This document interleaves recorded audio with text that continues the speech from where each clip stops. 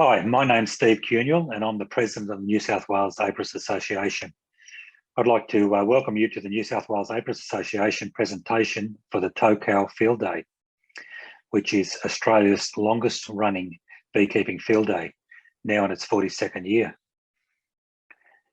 The New South Wales Apiarists Association is the state peak body for commercial apiarists. The New South Wales Apiarists Association is committed to ensuring the future of the beekeeping industry, and the Executive Council represents its members in liaison with government, media, and the general community. The New South Wales beekeeping industry overview. New South Wales is the nation's leader in production of honey and the ownership of hives that account for 40 to 45% of the national honey crop.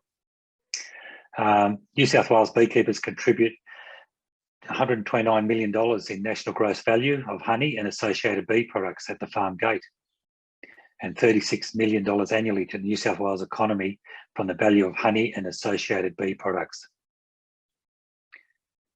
Beekeepers operate with a changing climate characterised by extreme events such as floods, bushfires and droughts, and changes in the economic and social environment that greatly impact the industry's production of honey and a vital role in pollination. The New South Wales Apiarists Association provides a means for the commercial apiarists of New South Wales to be represented through a common organisation, representing a majority of the state's 1,066 commercial beekeepers across 9 branches. It has provided over a century of service to its members. New South Wales provides the greatest number of commercial pollination hives nationally. A new strategic plan has been drafted and is expected to be a foundation document to aid in charting the course of the New South Wales AA and overcoming the challenges of New South Wales beekeeping industry. So we come up with a strategic plan, 2021 to 2026, a 5-year plan. It was workshopped back in February with members from every New South Wales AA branch. The diverse background of all the workshop attendees gives this plan validity to represent the priorities of the New South Wales AA members, regardless of the scale of their bee operation. It's going to be a steering document that informs the members' priorities and actions of the executive. And it's going to help the New South Wales AA move forward as agriculture and the landscape around us changes. So during this strategic plan workshop, 7 priorities were identified.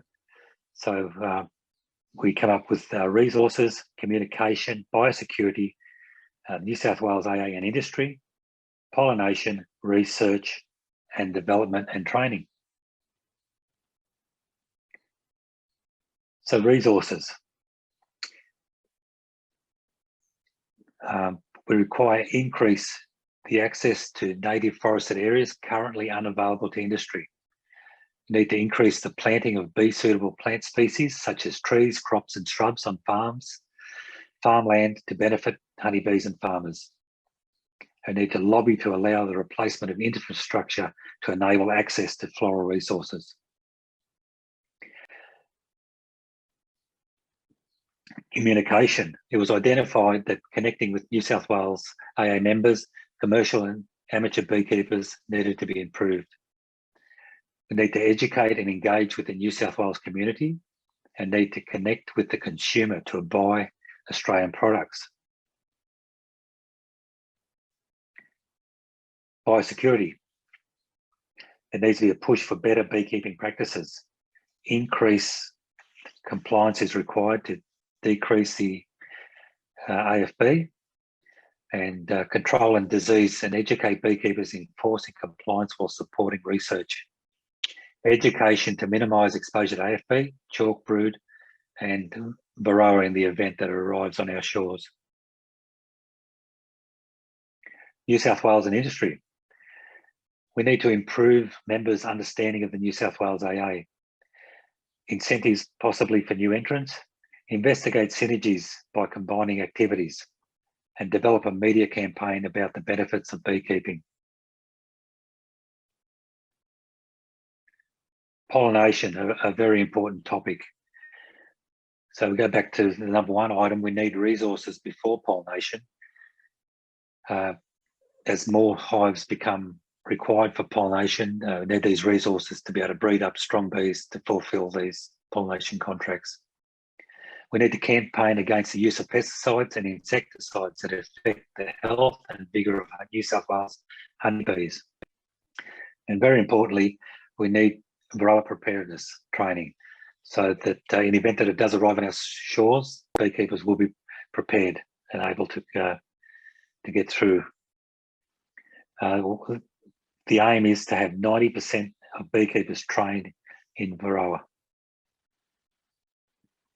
Research and development is required to add value to the industry, improve beekeepers' business prospects, and improve work time effort, future-proofing the New South Wales apiary industry and keep beekeepers in business. Scope out possible research and development areas that will add value to the honeybee industry.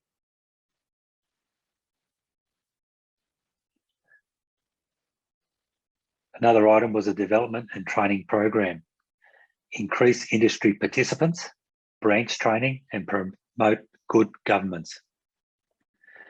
So topics discussed were succession planning, pest and disease training, governance training, awareness of age distribution among commercial beekeepers for government statistics, and transfer of skills through mentoring and training. So they're the topics that were discussed with our strategic plan, and this plan will become an agenda item for our future executive meetings, so the executive can discuss each item and plan the way forward over the next 5 years to improve each of these topics. So we ask you all to secure your industry's future by joining the New South Wales AA. It's a great way to meet other beekeepers, support beekeepers in all regions of New South Wales, and help and maintain access to essential floral resources. So you can look us up on the internet and also our email address, info@newsouthwalesaa.com.au, or by ringing our secretary, Robin Lewis, directly, and she will help you through the steps to becoming a New South Wales AA member. Thank you.